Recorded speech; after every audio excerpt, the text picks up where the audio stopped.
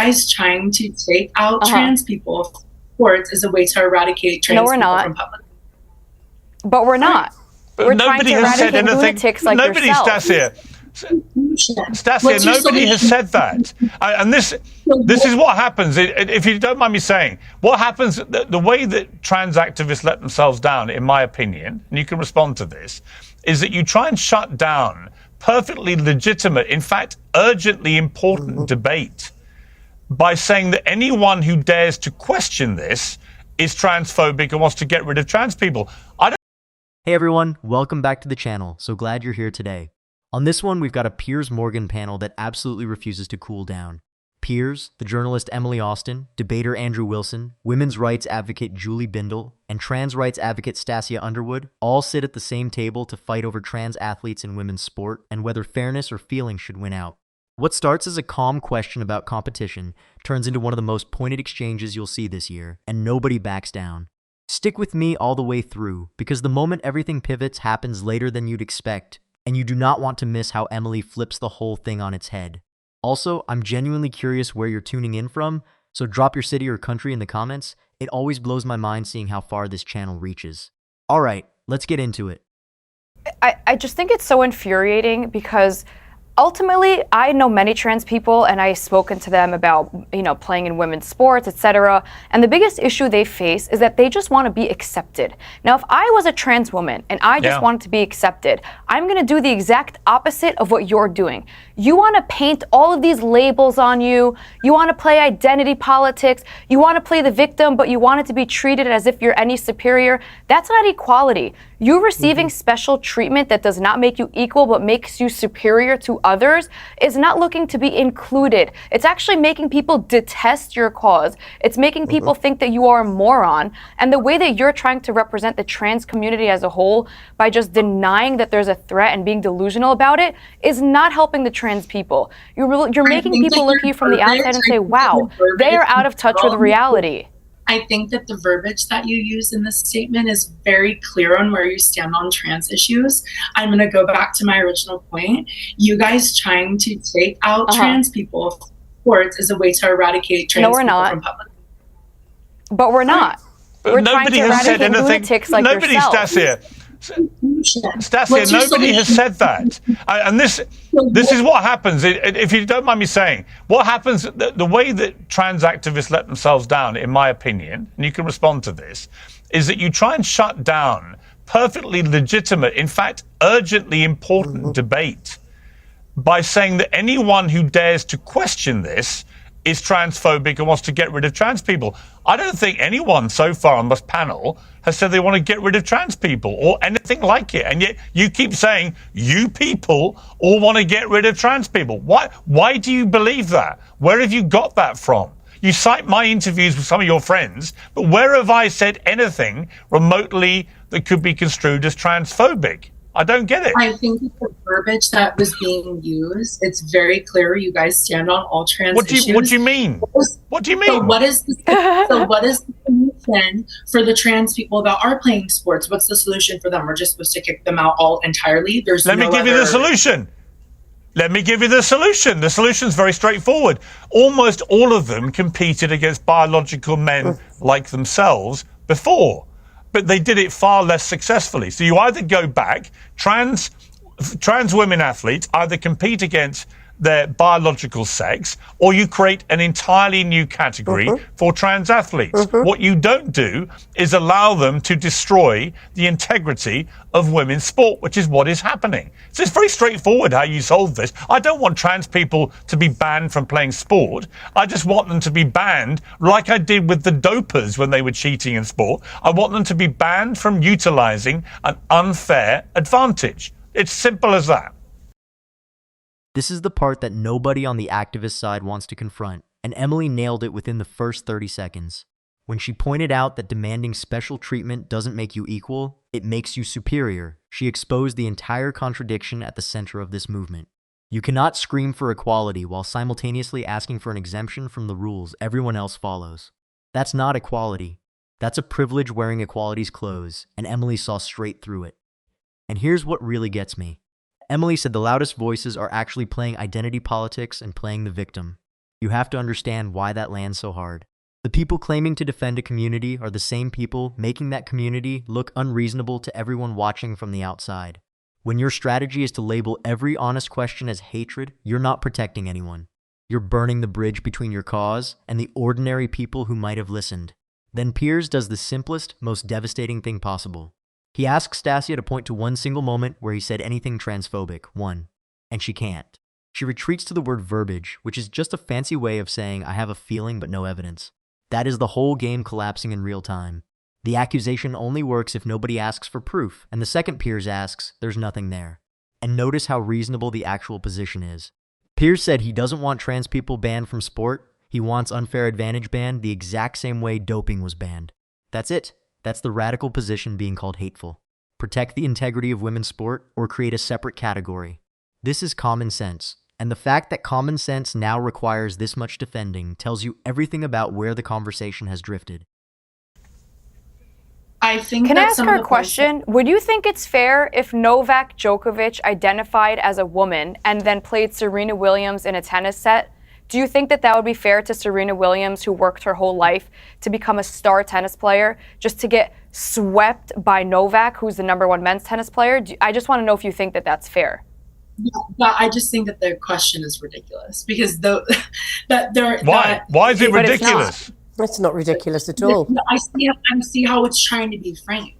I'm gonna keep going back to my original point. Your guys' excessive attention on wanting to remove trans people from sports and have them play in their biological sex, which makes no sense because even in John Oliver's interview, Or in their own category.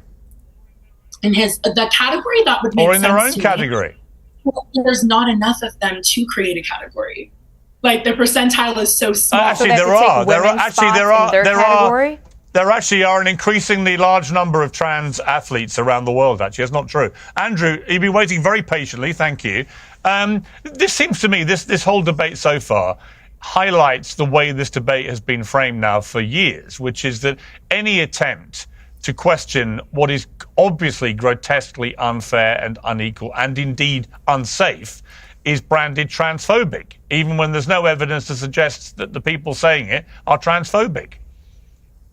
Well, it's not just that. I mean, basically everybody in this panel is wrong. So to start with, this person says, well, you know, the thing is you just want to erase transgender people altogether, Pierce, and then says, I wasn't saying that, Pierce. I wasn't saying that you want to erase trans people, not you specifically, when clearly that's what you were saying. At least get behind the statements that you're making.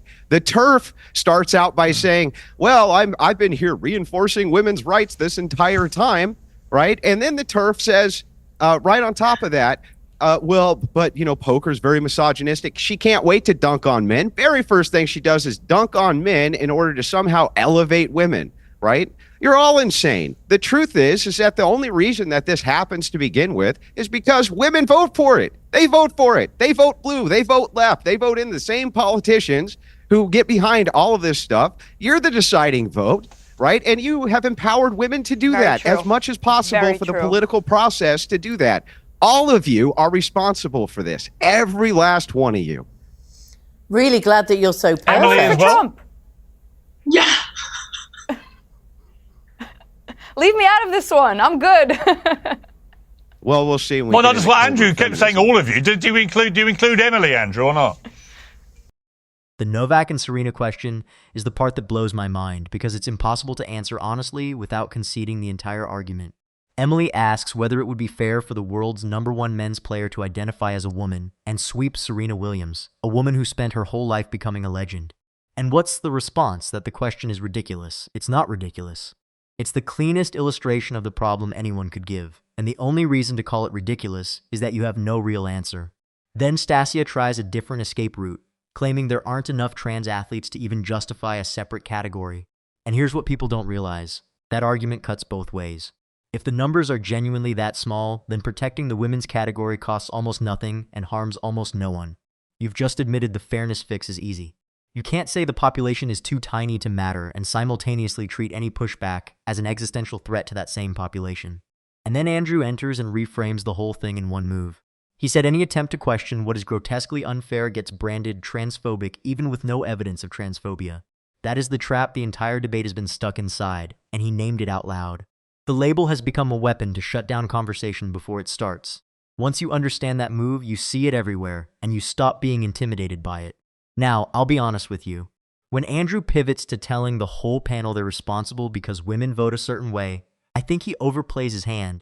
The strongest version of this argument is about fairness and biology, and you don't need to lecture an entire sex about their voting habits to win it. The case stands on its own. Sometimes the most powerful thing you can do is let the obvious point stay obvious, instead of stacking a more divisive claim on top of it. Well, I just assumed it.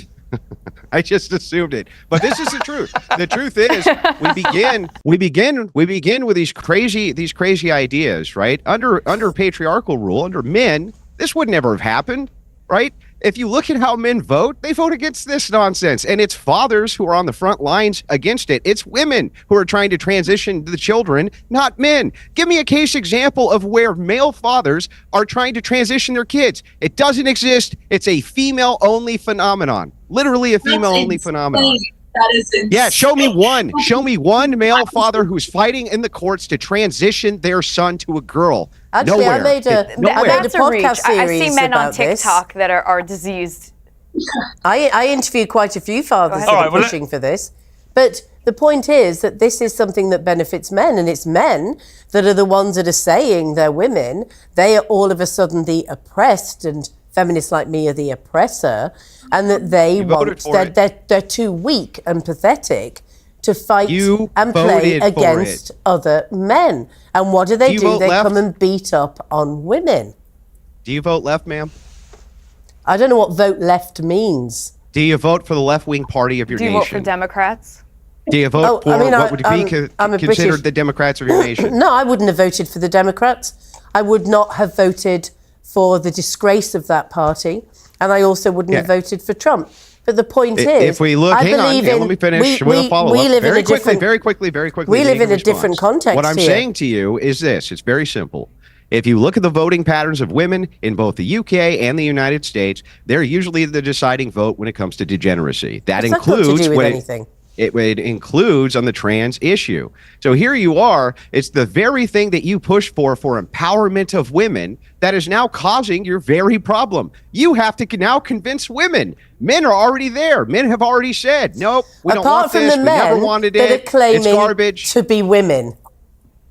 Yeah, apart from the women who are claiming to be men, which now it's almost equalized. You remember that part? Right? This phenomenon, though, is categorically rejected by men and reinforced by women. And TERFs like you did everything that you could possibly do in order to push that. You did everything you could do to push that. And now you get to reap the whirlwind. So I don't care if women in their sports teams are getting their teeth kicked in. I don't care. Reap what you sow. As you sow, so shall you reap. And you get exactly what you deserve. You seem like a lovely person. I'm sorry that you have to deal with the consequences of your own actions. Let me be straight with you about where I land on this final stretch, because it's a mix. Emily is the one who actually represents the persuadable middle here, and she keeps getting lumped in with people she doesn't agree with. When Stasia says she wouldn't have voted for either major party, that's a person telling you she's not a partisan foot soldier. She just thinks the fairness argument is wrong. And honestly, that's the kind of opponent worth debating, not dismissing. Here's the bigger thing I want you to sit with. The strongest conservative argument in this entire panel was never the heated stuff.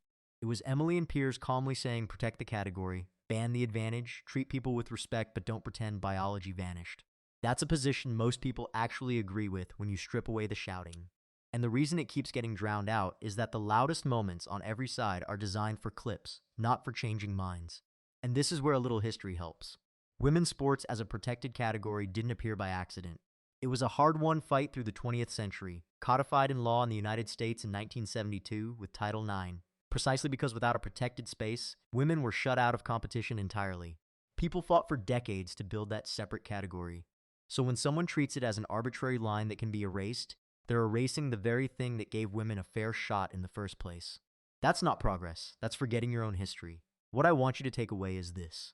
You don't win this argument by being the angriest person in the room. You win it the way Emily did at the very start, by exposing the contradiction calmly and refusing to be bullied by a label. The side that can stay composed and ask the simple question, is this actually fair, is the side that wins the people still making up their minds.